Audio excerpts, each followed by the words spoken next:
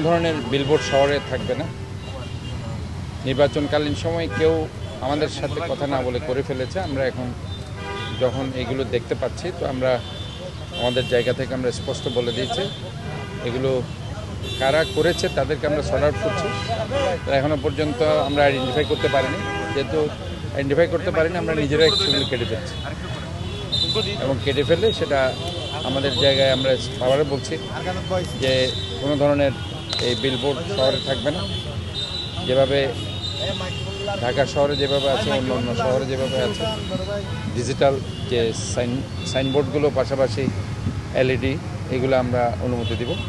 কিন্তু এ ধরনের বড় বিলবোর্ড যেগুলো সৌন্দর্যহানি করছে, নৈসর্গিক সৌন্দর্য মণ্ডিত শহরকে ম্লান করছে, এ ধরনের কোনো কিছু আমরা শহরে অ্যালাউ করব।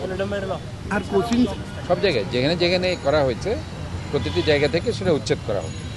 এ ব্যাপারে আমি আপনাদেরকে আশাবাদ ব্যক্ত করছি যে কোনো ধরনের বিলবোর্ড শহরে থাকবে।